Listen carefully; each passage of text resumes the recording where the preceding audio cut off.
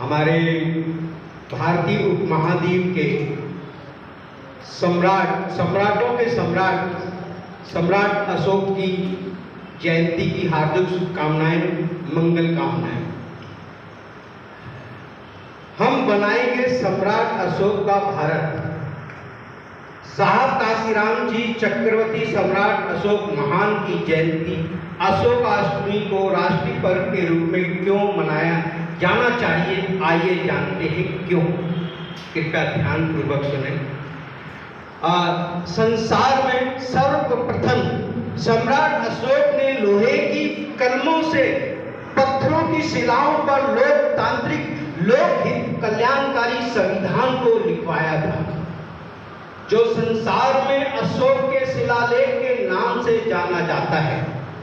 संपूर्ण प्राणी जगत में प्राचीन भारत को स्वर्ण निर्मित भारत, सोने की चिड़िया, अखंड भारत, विश्व विजयी, विश्व गुरु, एशिया का प्रकाश, प्रबुद्ध, सत्य, अहिंसा, शांति, करुणा, दया, बंधुत्व इत्यादि से खुशहाल केवल तथागत बुद्ध चक्रवर्ती सम्राट चंद्रगुप्त मौर्य, चक्रवर्ती धम्म सम्राट प्रियदर्शी अशोक महान के वजह से ही जाना जाता है। इस अद्वितीय, गौरवशाली, ऐतिहासिक, वैज्ञानिक, समता मूलक एवं मानवीय लोक कल्याणकारी अशोक के धम्म शासन को स्वतंत्र भारत के संविधान के प्रियम्बल में ही पूर्ण रूप से समावेशित कर आदर्श बुद्ध धर्म राष्ट्र के महत्व का देश एवं दुनिया को स्पष्ट लिखित संदेश दे दिया गया, जो इस प्रकार है। राष्ट्रपति के सिंहासन के शीर्ष पर धम्म चक्र पवतनाए और धम्म चक्र अशोक चक्र का अंकित होना। देश का सर्वोच्च पद राष्ट्रपति का होता है। जिस सिंहासन पर राष्ट्रपति के आसीन होने पर सुशोभित होता है, बुद्ध की गरिमा को ध्यान में रखते हुए राष्ट्रपति सिंहासन से भी ऊपर भगवान बुद्ध के मुख से लोक कल्याण के लिए सारनाथ उत्तर प्रदेश से निकला प्रथम उपदेश धम्म चक्र पवतनाए को अंकित किया गया है, जो बुद्ध धम्म के सम्मान का सूचक है। स्वतंत्र भारत के प्रथम राष्ट्रपति स्वयं तथागत बुद्ध के मानवीय धर्म का ही शपथ लेकर पदासीन हुए थे। सम्राट अशोक का हाल राष्ट्रपति भवन के अंदर अशोका हाल है, जहां पर देश के राष्ट्रपति, प्रधानमंत्री, मुख्य न्यायाधीश, अन्य मंत्रीगण इत्यादि का शपथ समारोह होता है। दूसरे देशों से आने वाले राजा महाराजाओं का स्वागत सम्मान भी इसी हाल में किया जाता है। बुद्ध प्रतिमाएं राष्ट्रपति भवन के अंदर विशाल बुद्ध प्रतिमाएं अशोका हाल में स्थापित हैं, जिनमें एक कुषाण काल की बुद्ध प्रतिमा है, जो बौद्ध सम्राट कनिष्क द्वारा बनवाई गई थी।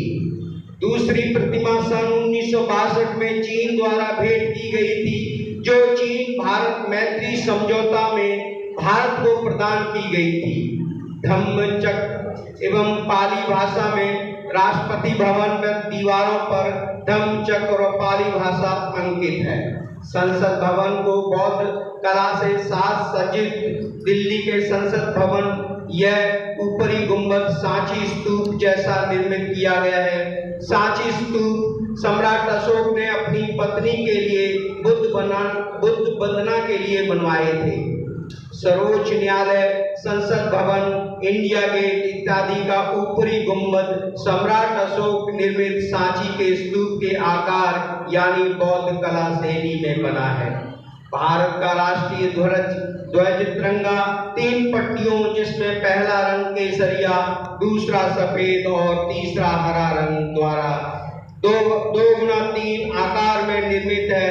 सफेद पट्टी के बीचों बीच बुद्ध के प्रतित्व समित पाद का प्रतीक 24 तिलियों वाला धम्म चक्र को नीले रंग से अंकित किया गया है, जिसे सरकारी तौर पर अशोक चक्र कहा जाता है। सफेद रंग शांति और 24 तीलियों वाला अशोक चक्र बुद्ध की शिक्षाओं का प्रतीक है। भारत के राष्ट्रीय चिन्ह के रूप में बुद्ध संस्कृति का प्रतीक 4 मुंह वाले सिंह शीर्ष सम्राट अशोक द्वारा सारनाथ में बनवाए हुए सिंह स्तंभ से लिया गया है, जो सम्राट अशोक के राज्य चिन्ह के रूप में अंकित था।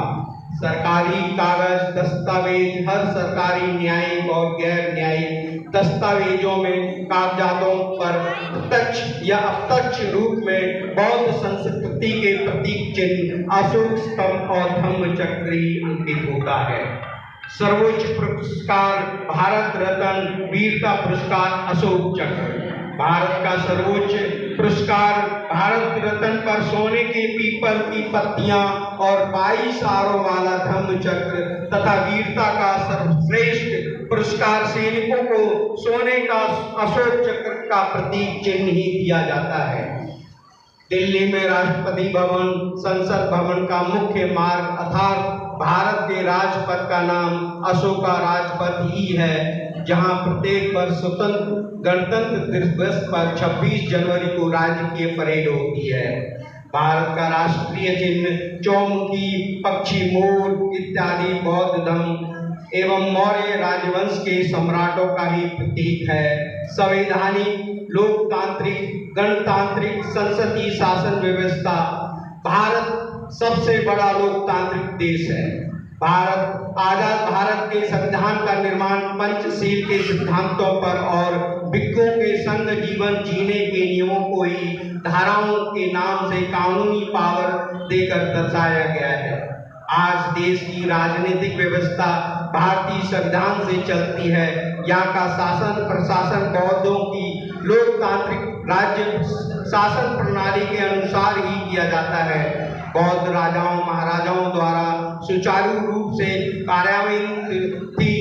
अपने पूर्वजों के शासन को पुनः स्थापित करने के लिए मनुस्मृति के स्थान पर भारतीय संविधान को 26 जनवरी 1950 में ईस्वी में संवैधानिक राष्ट्रीय प्रतीक धम्म सम्राट अशोक के लोक कल्याणकारी गणराज्य को ही लागू किए कराए, जिसका अनुपालन आज भी जारी है और रहेगा।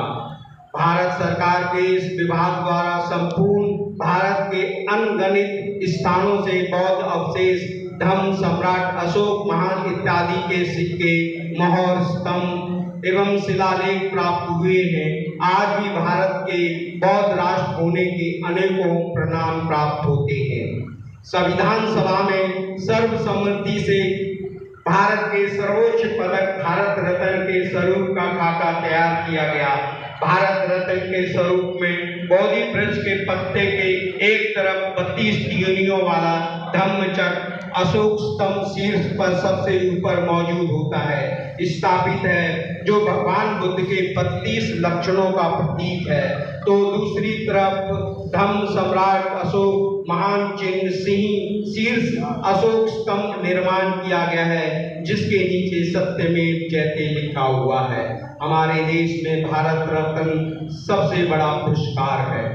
विदेशी राष्ट्र अध्यक्षों अतिथियों का सम्मान प्रतीक उपहार भी अधिकतर बौद्ध प्रतिमा फोटो देकर ही की जाती है। अधिकतर राष्ट्रीय अध्यक्ष अतिथि बौद्ध गया सारनाथ कुशीनगर जाकर बुद्ध को नमन करते हैं। विश्व गुरु शाक्य मुनि तथागत गौतम बुद्ध का हर जीव से प्रेम दया करुणा प्रज्ञा के देशना को संसार में फैलाने वाले पुत्र महेंद्र और पुत्री संघमित्रा के पिता संसार के सबसे बड़े दानी राजा देवानप्रिय प्रियदर्शी सम्राट अशोक महान को जन्मोत्सव अवश्य मनाएं। इन्हीं कारणों से सम्राट अशोक की जयंती राष्ट्रीय पर्व के रूप में अवश्य मनाया जाना चाहिए। सबका मंगल हो। नमो बुद्धाय। जय हिंद।